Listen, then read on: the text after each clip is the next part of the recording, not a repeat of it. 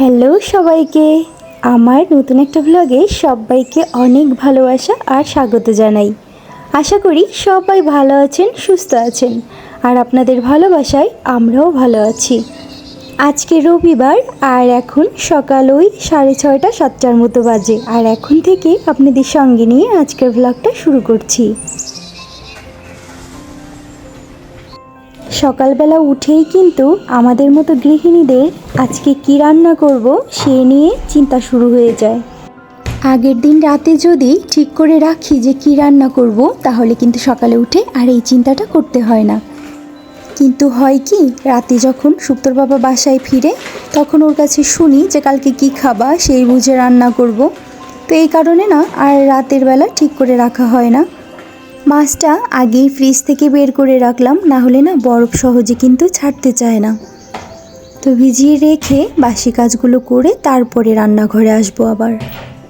মাছটা কিন্তু আমার ধোয়াও হয়ে গেছে, আর ধুয়ে লবণ আর হলুদ মাখিয়ে রেখে দিছি, যাতে মাছের ভিতরে ভালো করে লবণটা ঢুকে। আর এদিকে দেখেন, ওই যে সেই কচু শাকটা কত ভালো, এই ধরেন 5 মিনিট হয়েছে চুলায় দিছি, আর একদম গলে গেছে। আমি না ভাবতেই পারিনি যে এত তাড়াতাড়ি গলে যাবে। এদিকে জলও বের হয়েছে অনেকটাই, তো এটা শুকিয়ে তারপরে নামাতে হবে। আজকে কচু শাকটা রান্না করব ইলিশ মাছের মাথা দিয়ে। তো ইলিশ মাছের মাথাটা আমি আগেই ভেজে তুলে রাখছিলাম। মাছের মাথাটা কিন্তু আমি খুব বেশি ভাজিনি, হালকা করেই ভেজে রাখছিলাম, না হলে কিন্তু ইলিশ মাছের গন্ধটা থাকে না। এদিকে শাকটা কিন্তু আমার নামানো হয়ে গেছে, আর কই মাছ রান্নার জন্য মশলাটাও কিন্তু আমি কষাতে দিয়ে দিলাম। মশলাটা কষিয়ে তারপরে মাছটা দিয়ে দিব। আর মশলার মধ্যে কিন্তু শুধু জিরে বাটা আর মরিচের গুঁড়ো আর হলুদ দিছি। ঝোলটা একটু কম করেই দিলাম, কারণ কচু শাক অনেকটাই রান্না করছি আর ডালও আছে, যে কারণে অল্প একটুই ঝোল দিছি। আর এই যে আজকের রান্না বাড়া, পেঁয়াজ দিয়ে ডাল, মুসুর ডাল, আর এখানে কই মাছ আর কচু শাক। এদিকে আমি সুপ্তকে খাওয়াতেও বসে গেছি। কই মাছ তো না হলে ও বেছে খেতে পারবে না। সুপ্তকে ওর বাবা স্কুলে রেখে তারপরে চলে এসে বাসায়, ওর আবার একটু কাজ ছিল। আর এদিকে আমি আবার ঘর পরিষ্কারের জন্য চলে আসি। আমার খাওয়া দাওয়া হয়ে গেছে সকালবেলা, তো ভাবলাম কি যে আজকে রুমের যেখানে যেখানে নোংরা হয়েছে সেগুলো একটু পরিষ্কার করে ফেলি। আর ঘরবাড়ি কি হয় দেখবেন, 2 দিন পরিষ্কার করবেন, কিছুদিন যাওয়ার পরে আবার সেই নোংরা হয়ে যায়। পরিষ্কার করতে কিন্তু টাইম লাগে, আর নোংরা হতে কিন্তু টাইম লাগে না। এটা আমাদের ডাইনিং রুমের ফ্যান। তো এই ফ্যানটাও দেখেন কত সুন্দর চকচকে হয়ে গেল। কিছুদিন পর পর পরিষ্কার করে ফেলি, যে কারণে এতটা নোংরা হয় না। এখন চলে আসলাম বেডরুমে। আর এখানে এই যে এসির মধ্যে যে নেটটা থাকে, ওই নেটটা না কদিন ধরেই নোংরা হয়েছে, বোঝা যাইতেছিল, কিন্তু এটা ধোয়ার কথা মনেই থাকতো না। কদিন ধরেই মনে পড়তো কখন, ওই রাতের বেলা মনে পড়তো, যখন নাকি আর ধোয়া যাবে না, এটা তো বের করলে এই বিছানাটাও নোংরা হবে, এই কারণে সব সময় তো আর ধোয়াও যায় না। তো ওই রাতের বেলায় মনে পড়তো, ভাবতাম যে সকালে মনে করব, কিন্তু সে আর মনে থাকতো না। ঘরের মধ্যে পরিষ্কার থাকলে কিন্তু মনের মধ্যে আলাদা একটা শান্তি লাগে। যেদিন পরিষ্কার করব তার থেকে 2-3 দিন কিন্তু বেশ ভালো লাগে। একদম ঘরগুলো চকচক ঝকঝক করে, ওটা দেখতে বেশ ভালো লাগে। তারপরে তো আস্তে আস্তে আবারও নোংরা হয়ে যায়। কিন্তু এসব কাজ তো আবার প্রতিদিন করাও যায় না, সংসারের কত কাজ থাকে, তারপরে রান্না বাড়া, এজন্য পরিষ্কারের কাজগুলো দেখবেন সব সময় সব দিন করাও যায় না। আবার আমরা তো বারও মানি, যেমন ওই যে বৃহস্পতিবার, রবিবার, সোমবার, এগুলো মাকড়সা ভাঙি না। তো এই কারণে না সব দিন মাকড়সাও বাড়ি দেওয়া যায় না, আবার ঘরও পরিষ্কার করা যায় না। আবার মাকড়সাগুলোও না দেখা গেল ওই 8-10 দিন পর পরই কিন্তু জালটা নিয়ে ফেলে।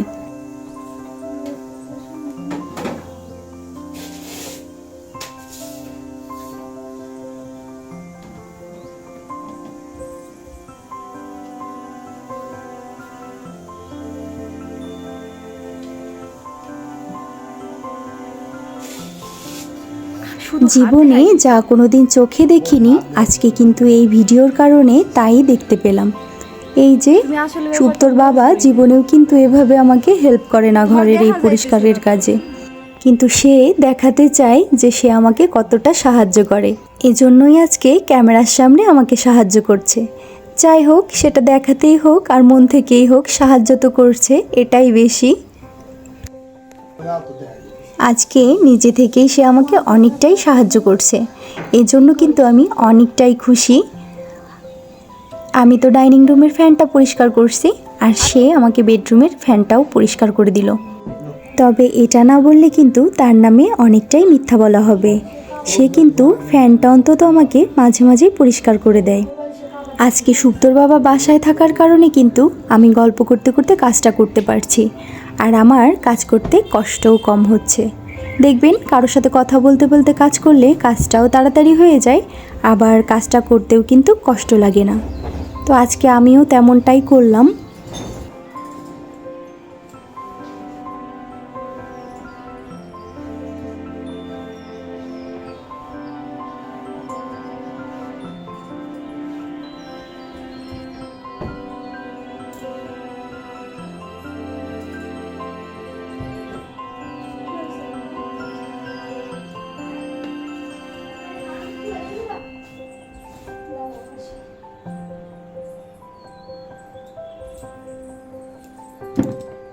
বিছানার চাদরটা আজকে আমিই ধুয়ে ফেলবো। অন্য দিনগুলোতে কি করি, বিছানার চাদর 2টা 3টা করে রেখে দিই জমিয়ে, তারপরে ভাবিকে দিয়ে ধুয়ে ফেলি। কিন্তু আজকে তো 2টা বিছানার চাদর, আর খুব বেশি নোংরাও হয় নাই, এজন্য আমি পারবো কাচতে। আর এদিকে কি হয়েছে, যে বালতিটা এই যে জামা কাপড় ভিজাইতেছি, এটা না একটু ফাটা, আর এটা বাইরের কাজে ছিল, তো আমি না দেখি নাই যে এটা ফাটা। এদিকে জল দিছি, গরম জল, দেখি যে পড়ে যাইতেছে। তারপরে তাড়াতাড়ি করে সিঙ্কের উপরে উঠালাম, আর তাড়াহুড়া করেই একটু ভিজিয়ে নিলাম, নাহলে তো জলটা সবই বের হয়ে যাবে। তো ভেজানো হয়ে গেছে, এটা একটু রেখে দিব। আমার স্নান করা হয়ে গেছে, আর জামা কাপড়গুলো কিন্তু ধোয়াও হয়ে গেছে। এদিকে আজকে আমি শ্যাম্পুও করছি। কোনো কিছু কিন্তু পারবো না বলে যদি রেখে দেই, তাহলে কিন্তু ওভাবেই পড়ে থাকে। আর যদি মনের জোর দিয়ে করি যে না, এই কাজটা আমি পারবো, তাহলে কিন্তু ঠিকই করা যায়। তো আজকে জামা কাপড় ধোয়াগুলো আমার এমনই হয়েছে, আমি কিন্তু ঠিকই ধুয়ে ফেলছি, অন্যজনের জন্য আবার রেখে দিব। আজকে আপনাদেরকে দেখাই যে এতদিনে আমি কতগুলো পাপড় দিতে পারছি। এই লাল ব্যাগটার মধ্যে সবই সাবুর পাপড়, আর সাবুর পাপড় দেখতে কিন্তু বেশ সুন্দর হয়েছে, একদম কাচের মতো। আর বেশ একটু মোটা মোটা করেই দিছি। আর এখানে এই যে চালের গুঁড়ো ভাপিয়ে তারপরে এই পাপড়গুলো বানিয়েছি। এই পাপড়টা না আমার খুব বেশি ভালো হয়নি, এই পাপড়টা দোলা দিয়ার মনিদির আবার একটু বেশি ভালো হয়েছে। তো তারপরেও রেখে দিছি, ফেলতে তো পারবো না, সব কিছুই কেনা, আর ফেলতেও মায়া লাগে। আর এগুলোই যে চালের গুঁড়ো জাল দিয়ে তারপরে বানিয়েছি যে পাপড়গুলো, সেগুলোই। আর এই যে কয়টা বয়ামে, এগুলো হলো সব আলুর পাপড়। সন্ধেবেলা আসলাম একটু মার্কেটে, আর এই শাড়িটা দেখছেন, এটা কিন্তু মা কালীর জন্য। আমাদের গ্রামের বাড়িতে মা কালী পূজা হয়, তো ঈশ্বর যদি চায় এবছর মা আমার শাড়িটাই পরবে। সব বছরই দেই, কিন্তু কি হয়, আমার দেওয়ার আগে অন্য কেউ দিয়ে ফেলে, যে কারণে তার শাড়িটাই পরানো হয় মাকে। তো আমার শাড়িটা আর কাজে লাগে না, ঠাকুর মশাই নিয়ে যায়। তো এবছর আমার শাড়িটাই যাতে মাকে পরাতে পারে, এজন্যই এত তাড়াতাড়ি শাড়িটা কিনে নিলাম। এটা পাঠিয়ে দিব। আর শাড়িটা কিনতে পেরে না আমার বেশ ভালো লাগছে যে এবছর মা আমার শাড়িটাই পরবে। তো আমারও এটা কিন্তু ভাগ্যের ব্যাপার। তো বন্ধুরা, আজকের ভিডিওটা এই পর্যন্তই রাখবো, আবার দেখা হবে নতুন একটা ভিডিওতে। ততক্ষণ পর্যন্ত সবাই ভালো থাকবেন, সুস্থ থাকবেন, আর সাবধানে থাকবেন।